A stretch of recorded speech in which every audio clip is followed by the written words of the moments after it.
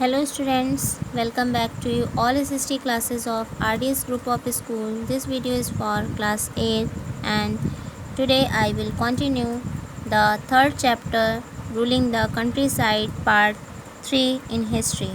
So I hope everybody has understood previous topics and today I am going to explain new topic.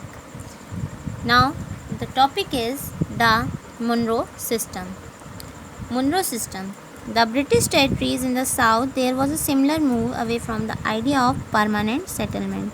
British territories जो थी south में वो similarly move कर रही थी एक परमानेंट सेटलमेंट के आइडियाज़ के साथ.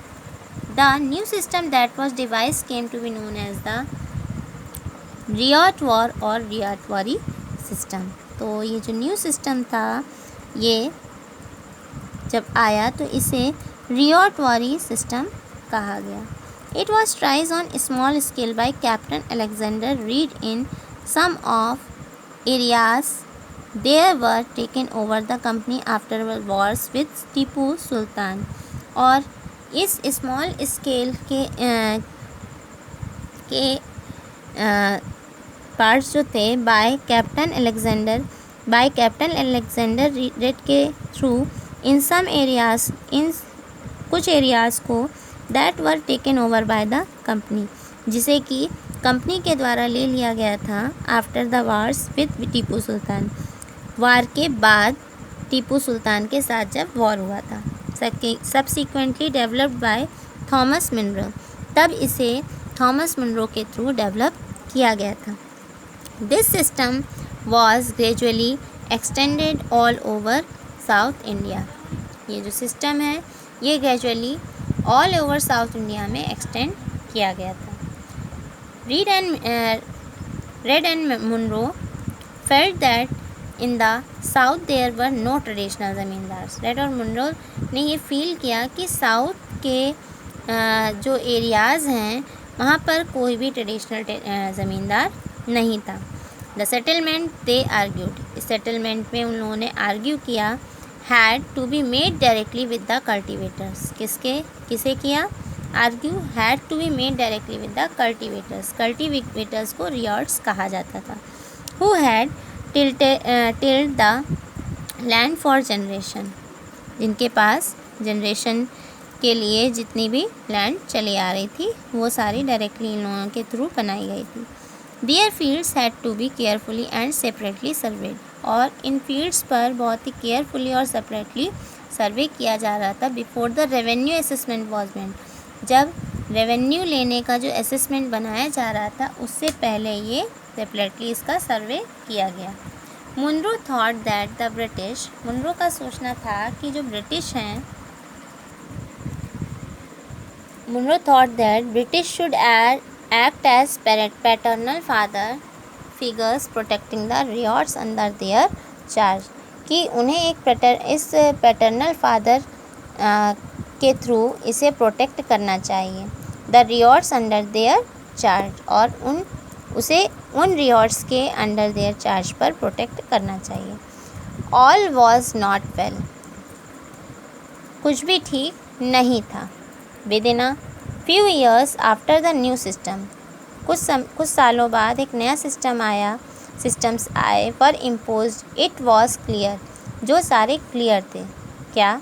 कि all was not well with them, कि कोई भी चीज़ें वेल नहीं थी, अच्छी नहीं थी. Driven by the desire to increase the income from land, और जितनी भी इनकम थी लैंड की, ठीक है, उसे उनकी इच्छा के अनुसार ये बढ़ रही थी. Revenue official fix too high, revenue officials जो थे वो इस रेवेन्यू की डिमांड को और हाई करते चले जा रहे थे और फिक्स भी कर रहे थे. पीजेंट्स वर अनेबल टू पे, और जो पीजेंट्स थे वो अनेबल थे उसे पे करने के लिए. रियॉर्ड स्प्रेड द कंट्री साइड, और रियॉर्ड जो था वो पूरी कंट्री साइड में थे. And villages became deserted in many reasons. Optimistic officials had imagined that the new systems और ये ऑप्टिमिस्टिक ऑफिशियल्स जो थे ये इमेजिन कर रहे थे कि जो न्यू सिस्टम है वो ट्रांसफॉर्म द पीजेंट, ये उन पीजेंट्स को ट्रांसफॉर्म कर लेगा इनटू रिच एंटरप्राइजिंग फार्मर्स, उन रिच एंटरप्राइजिंग फार्मर्स के साथ में। And but this did not happen, लेकिन ऐसा संभव नहीं हुआ। Crops for Europe, crops for Europe में the British also realise that the countryside could not only yield revenue, British को ये रियलाइज़ हो चुका था कि कंट्री साइड में ये रेवेन्यू नहीं हो सकेगा। It could also grow the crops, वो क्या करेंगे कि वो क्रॉप्स को ग्रो कर सकेंगे दैट यूरोप रिक्वायर्ड, जो कि यूरोप को आवश्यकता थी, इसकी रिक्वायरमेंट थी। But the late 19th century, लेकिन लेट 19th सेंचुरी में the company was trying its best to expand the cultivation, लेकिन जो कंपनी थी वो क्या कोशिश कर रही थी, वो कोशिश कर रही थी कि इसमें ओपियम और इंडिगो को कल्टिवेट किया जाए। In the century and the half that followed, इस सेंचुरी में और हाफ, मोस्टली हाफ लोगों ने इसे फॉलो किया था। द ब्रिटिश परसुएडेड फॉर और forced cultivation in various part of India to produce other crops, लेकिन जो ब्रिटिशर्स थे वो उन कल्टिवेटर्स को फोर्स कर रहे थे कि इंडिया के डिफरेंट पार्ट्स में इसे प्रोड्यूस किया जाए, like jute in Bengal, tea in Assam, sugar cane in the United Provinces now in Uttar Pradesh, and wheat in Punjab, cotton in Maharashtra and Punjab, rice in Madras. How was this done, लेकिन ये कैसे किया था। The British used a variety of methods, Britishers ने different variety of methods जो थे वो expand किए। द कल्टिवेशन ऑफ क्रॉप्स, उन क्रॉप्स को कल्टिवेट करने के लिए, दैट दे नीडेड, जिनकी उन्हें ज़रूरत थी। Let us take a closer look at the story of one such crop, one such method of production, यानी ये जो स्टोरी थी ये ली गई थी एक वन सच क्रॉप, एक क्रॉप के मेथड को लिया गया और उसी मेथड के प्रोडक्शन को लिया गया। Now next is does colour have a history.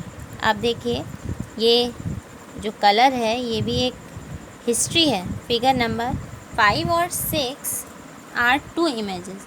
Here are 2 images that the of cotton prints. ये cotton prints के images हैं, जिसमें the image on the left side की जो इमेज है, यानी कि ये जो इमेज है in this left side shows a Kalamkari print. ये कलमकारी प्रिंट है, क्रिएट की गई है ये weavers of Andhra Pradesh, India में जो आंध्र प्रदेश के वीवर्स हैं उनके थ्रू ये क्रिएट की गई है। On the right is floral cotton, ये फ्लोरल कॉटन का प्रिंट है जो कि produced by William Morris, a famous poet and artist of 19th century in Britain।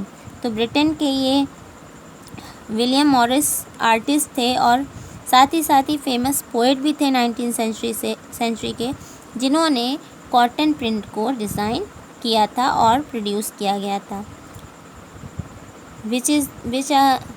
Which person was produced this print? William Morris। Is that clear class? And there is one thing common in two prints। इन दोनों में एक चीज़ common थी, क्या? Both use are rich blue colour, ये दोनों ही ब्लू कलर से यूज़ किए गए थे। कॉमनली कॉल्ड इंडिगो, जिसे कि इंडिगो कहा गया है। Do you know how this colour was produce? क्या आप जानते हैं ये कलर कैसे प्रोड्यूस हुआ? The blue that you see in these prints was produce from a plant called Indigo.